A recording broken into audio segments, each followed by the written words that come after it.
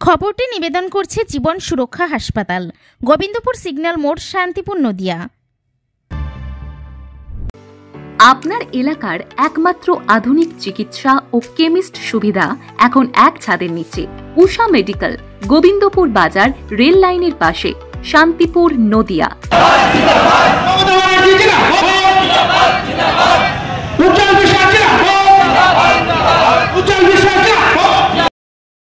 নদিয়ার কৃষ্ণনগরে ভাতজাংলা পঞ্চায়েতে শতাধিক কর্মী সমর্থকদের নিয়ে তৃণমূল কংগ্রেসের যোগদান করলেন বিজেপির পঞ্চায়েত সদস্য।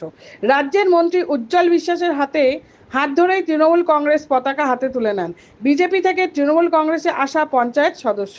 পঞ্চায়েত সদস্যের দাবি, উন্নয়ন কর্মযোগে সামিল হতে তার তৃণমূল কংগ্রেসের যোগদান। Report any Bangla.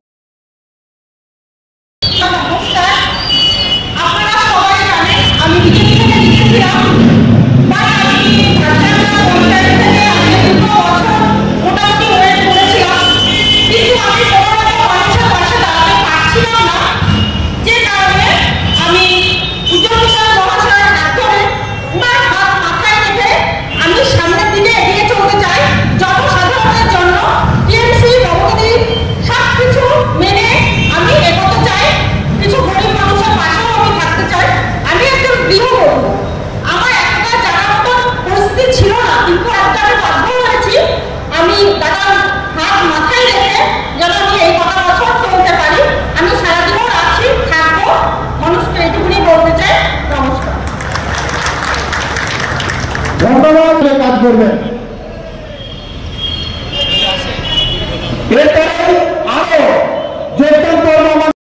এবং তার 15-20 দিন আগে আমাদের কৃষ্ণনগর শহরে একটি সভা করতে এসেছিলেন এবং পোস্ট অফিসের মোড়ে সভা করে সিদ্ধান্ত নিলেন যে আমরা সবাই এরপরে আমাদের পশ্চিমবাংলার একটা বিরাট বড় আন্দোলন করতে চাই এবং চারিদিকে আমাদের সবাই কারো চাকরির ব্যবস্থা নেই, এলাকার ব্যাপকভাবে জোরপূর্বক নির্বাচন হয় এবং তারা ভোট করিয়ে নেয় এবং এর জন্য একটা প্রতিবাদ করতে হবে এবং এই সমস্ত বিভিন্ন আন্দোলনের নাম নিয়ে আমাদের বললেন সকলে মিলে ঠিক করুন যে আমরা সবাই মিলে কলকাতার বুকে আমরা সবাই রওনা দেব এবং ওই দিনকেই আমরা সিদ্ধান্ত নিই যে আমাদের কলকাতার বুকে আমাদের যেতে হবে।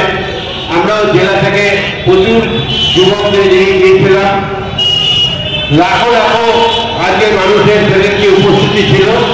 আজকে আপনাদের কাছে জানিয়ে রাখি, আমি আজকেও আপনাদের এখানে এই প্রোগ্রামটা করবার জন্য সিদ্ধান্ত নিয়েছি। আগামী 21শে জুলাই আমাদের এইভাবেই কিন্তু আবার আমাদের মানুষের কাছে মমতা বন্দ্যোপাধ্যায় আজকে তার উন্নয়নের যে বার্তা, সেই বার্তা তিনি পৌঁছে দিতে চান এবং আমাদের যে সমস্ত 13 জন শহীদ আমাদের যারা জীবন দিয়েছেন দেশের জন্য, তাদের প্রতি আজ শ্রদ্ধা অবনত চিত্তে তাদের প্রতি স্মরণ করবেন, তার জন্যই কিন্তু মিটিং ডেকেছেন।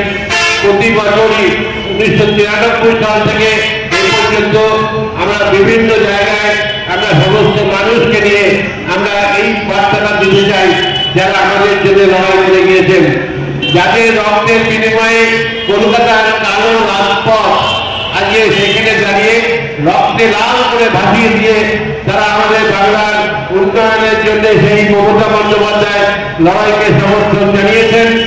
আমরা সবাই তাদেরকে বলছি আরেকটা লড়াইও তিনি আপনাদের নিশ্চিত জানেন যে আজকে পৌঁছে দিয়েছেন। সেটা কি না, জোরপূর্বক যে ভোট আপনারা খবরের কাগজে দেখেন, আমাদের মিডিয়াতে দেখেন, আপনারা দেখেন যে আমাদের সারা ভারতবর্ষে আজকে বিজেপি এমনিতে মানুষের আজকে ভোটে তারা জিততে পারে না। জোরপূর্বক মানুষকে বোকা বানানোর জন্য বিভিন্নভাবে আজকে লিকিং করে তারা জিতবার চেষ্টা করছে এবং সেখানে দাঁড়িয়ে কার ভোটকে দিচ্ছে